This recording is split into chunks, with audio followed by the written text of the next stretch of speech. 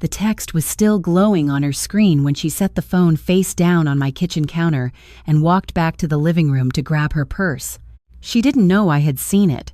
She didn't know that in the 3 seconds she'd been distracted, laughing at something on the television, reaching for her jacket, I had read every single word my son-in-law had sent her.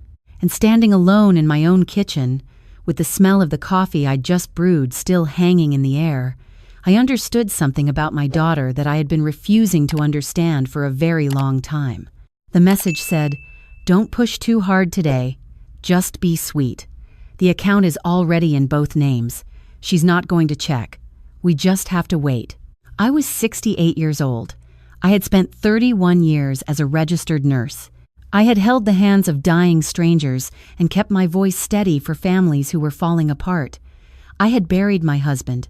I had raised 2 children mostly on my own after he got sick. I thought I knew what heartbreak felt like. I didn't know anything yet. My name is Margaret. I live in Savannah, Georgia, in the house my husband Gerald and I bought in 1987. It's a pale yellow house with white shutters and a porch that faces west, so in the evenings the light comes through the magnolia trees in a way that still makes me stop sometimes, even after all these years, and feel grateful. Gerald loved that porch. He used to say the house had good bones and good light, and that was all you needed. Gerald died 6 years ago, in February, after a short fight with pancreatic cancer. We had 11 weeks from diagnosis to the end. 11 weeks is not very long to say everything you want to say to a person you've loved for 34 years, but we tried. The morning before he passed, he held my hand and told me to be careful. Not sad, not brave, careful. I thought at the time he was talking about being careful with my grief, careful not to isolate myself. I understand now he might have meant something else entirely. Gerald had been meticulous with money his whole life. He grew up poor in rural Alabama, the kind of poor where you knew what it felt like to be hungry past dinner time, and that stayed with him. He saved carefully, invested conservatively, never spent money we didn't have. When he died, between his life insurance policy, our retirement accounts, the savings he'd accumulated over 40 years of working, and the small inheritance he'd received from his own mother, there was a total of just under $720,000. To a lot of people, that might sound like a fortune.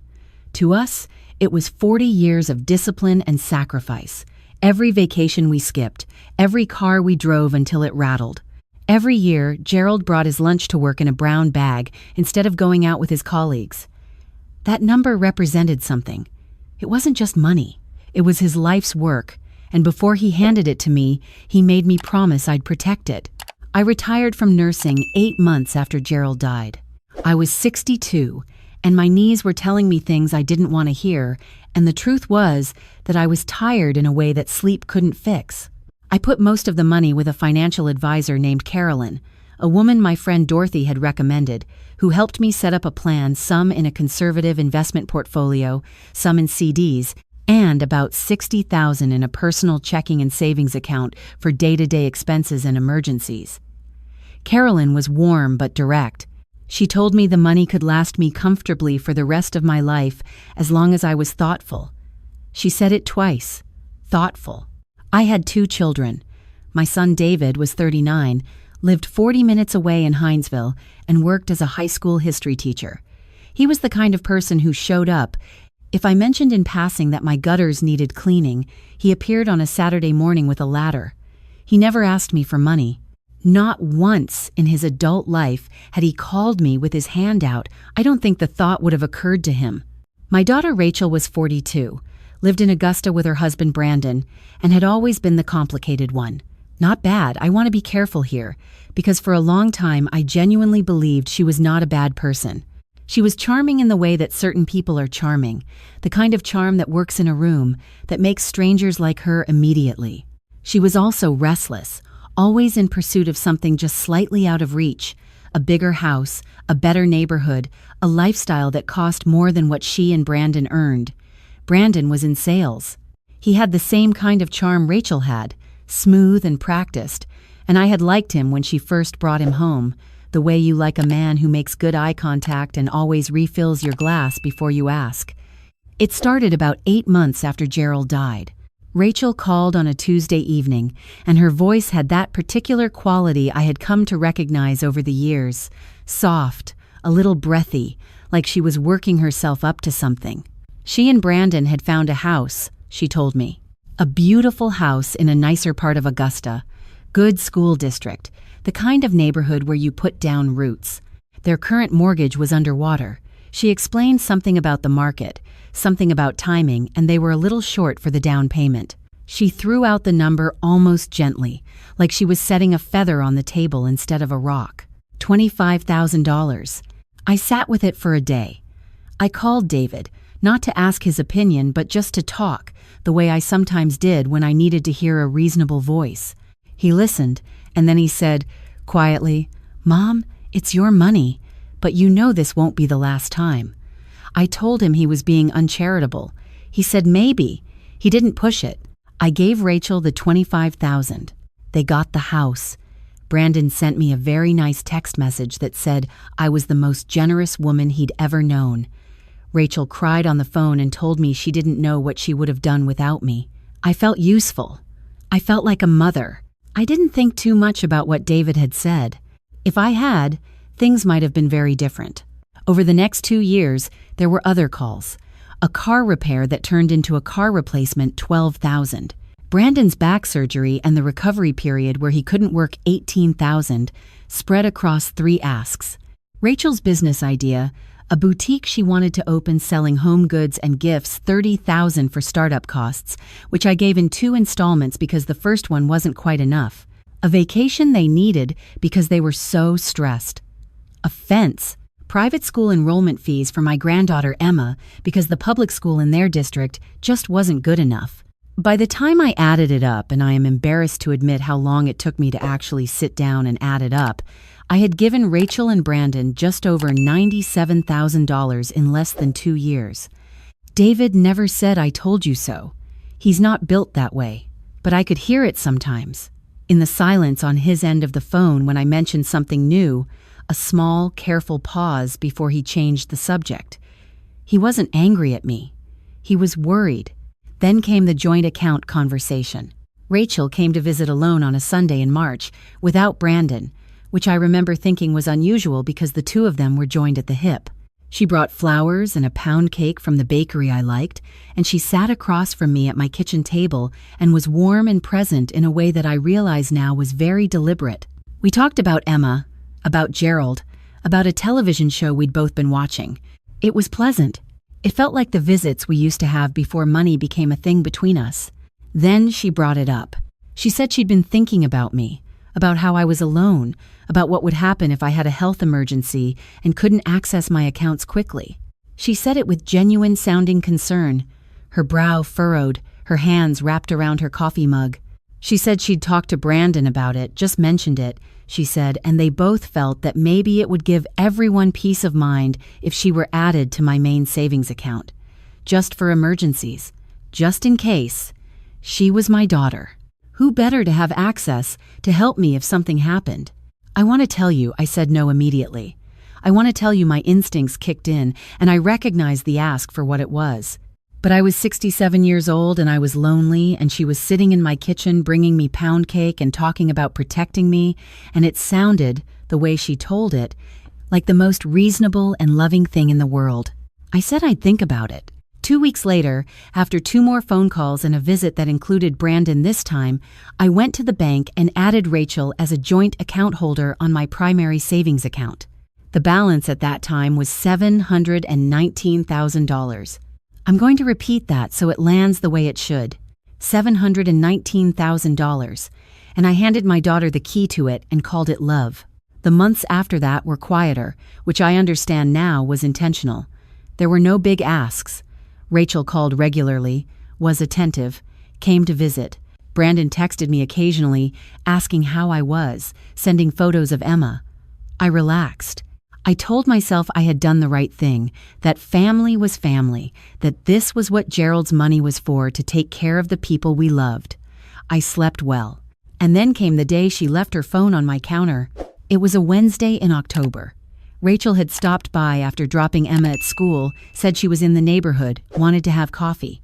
We sat on the porch for a while, and then she came inside to use the restroom and left her phone on the kitchen counter when she went to the living room to look at something on my television. She'd been showing me pictures of a renovation she wanted to do on their house, a sunroom. She said, the kind of thing that would really open up the back of the property. I wasn't trying to read her messages. I want that to be clear. I was rinsing our mugs in the sink, and her phone was right there, and the screen lit up with the notification, and I was close enough that I read it before I understood what I was reading. Don't push too hard today. Just be sweet. The account is already in both names. She's not going to check. We just have to wait. I set the mugs down very carefully so they didn't make a sound. I heard Rachel come back into the kitchen behind me. She picked up her phone without looking at me. She said she should probably get going. She had some errands. She kissed me on the cheek. I smiled. I said, drive safe. I watched her back out of the driveway. And then I sat down at my kitchen table and I stayed very still for a very long time.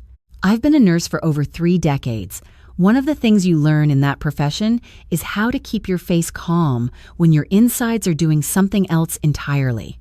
You learn it out of necessity because patients need to see steadiness, and if you fall apart every time something frightens you, you're no use to anyone. I used that skill that morning in a way I never expected. She's not going to check. We just have to wait. Wait for what? For me to need help and ask her to come to the bank with me? For me to get sick and become less vigilant? For some moment when the account was full enough and the opportunity was right and she could tell herself, and maybe even believe it, that she was only taking what would eventually be hers anyway? I thought about the $97,000. I thought about every phone call, every visit with the flowers and the pound cake, every carefully worded request that was just reasonable enough that saying no would have made me feel like a bad mother.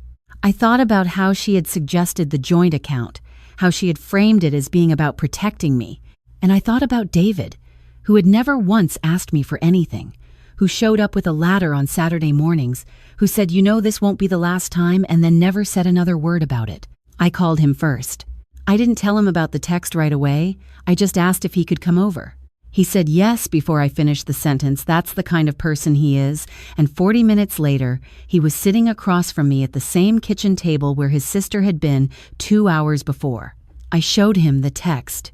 I watched his face go through something, a flicker of old sadness more than surprise. And then he straightened up and said, "Okay, Mom, what do you want to do?" I told him exactly what I wanted to do. I called Carolyn, my financial advisor, that same afternoon. She didn't waste any words. She said the first priority was the savings account, that as a joint account holder, Rachel had full legal access to every dollar in it and could withdraw the entire balance without my knowledge or consent. She used the word urgency. She said she would call the bank on my behalf and flag the account, but that I needed to go in person. I was at the bank by 3 o'clock. The branch manager was a woman about Rachel's age, and she was professional and kind and did not make me feel like a fool, which I was afraid of. I explained the situation as plainly as I could. I said I had added a family member to my account and I needed to remove them immediately and transfer the balance to a new account in my name only. She nodded. She asked me a few questions. She made some calls. Within an hour and a half, Rachel's name had been removed from the account.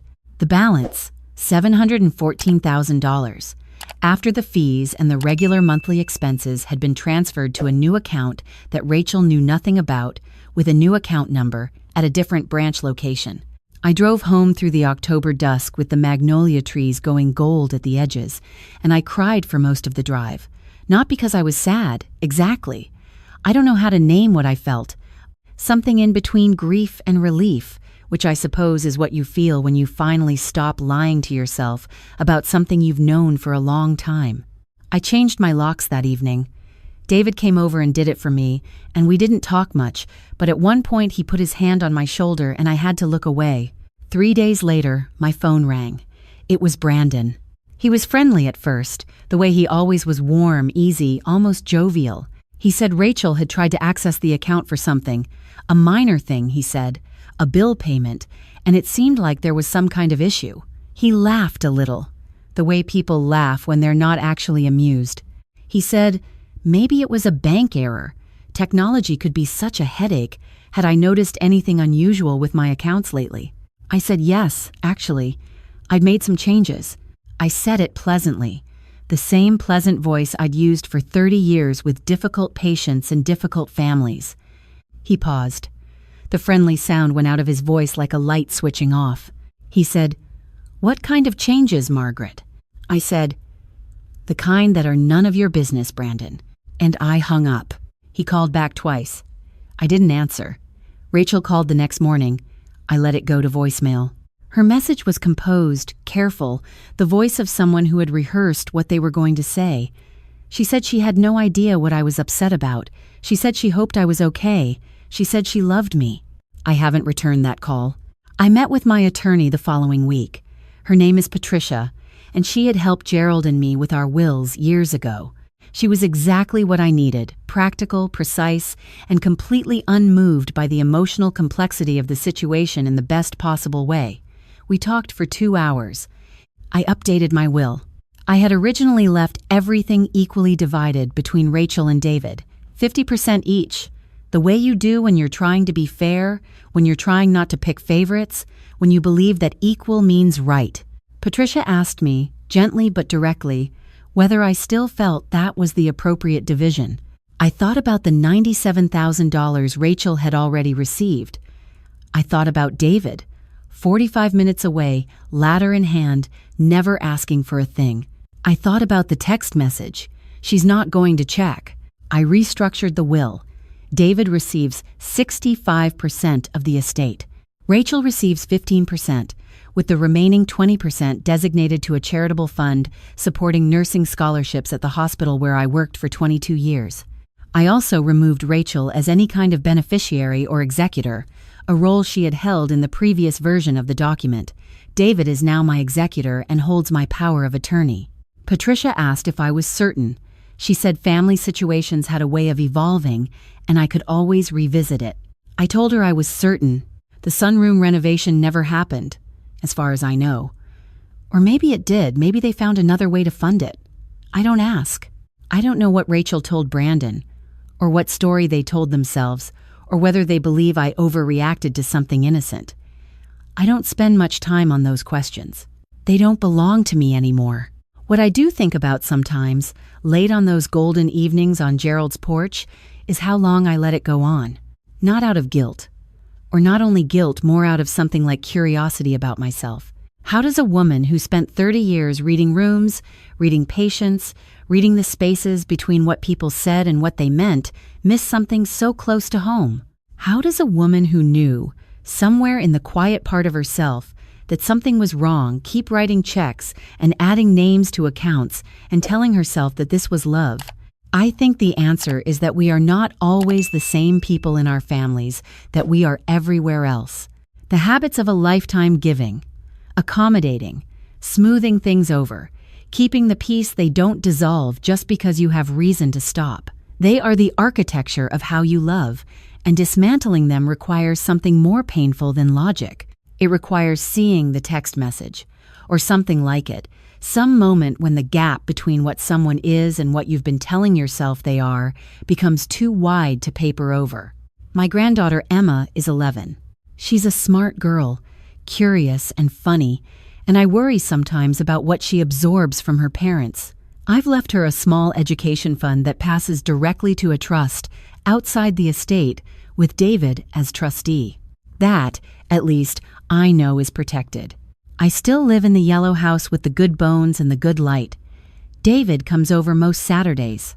We sit on the porch and drink coffee and talk about his students and the books he's been reading, and sometimes nothing at all.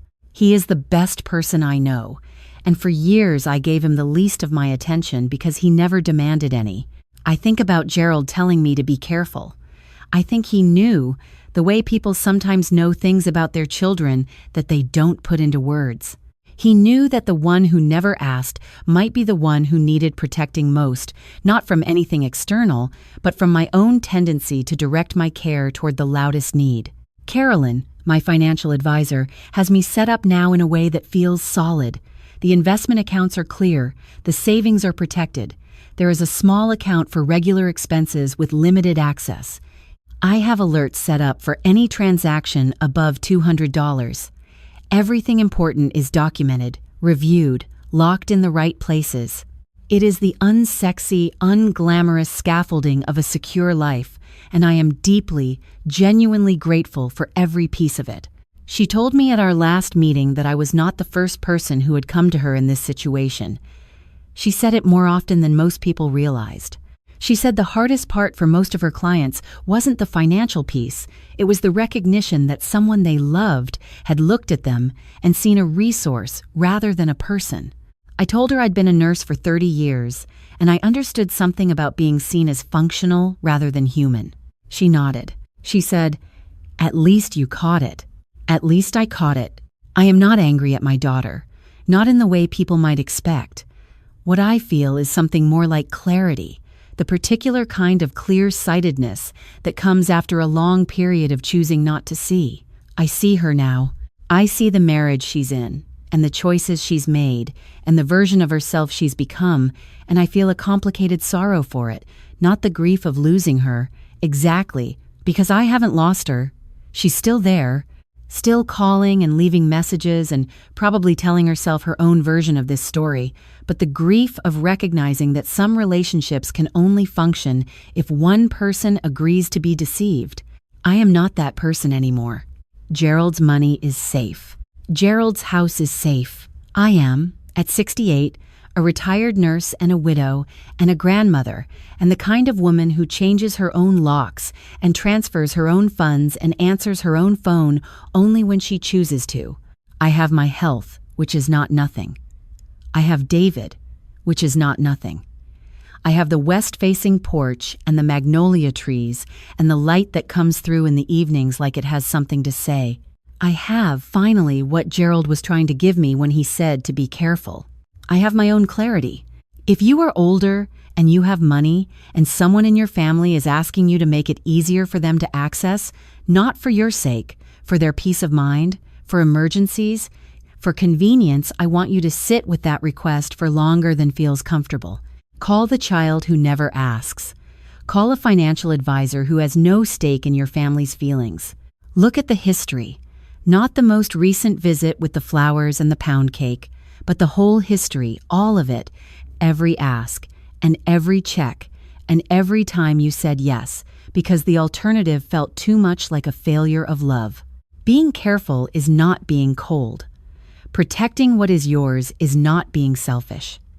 Saying no to someone who loves you for what you have is not being a bad mother. It is, in the end, the most honest thing you can do. She's not going to check. I checked.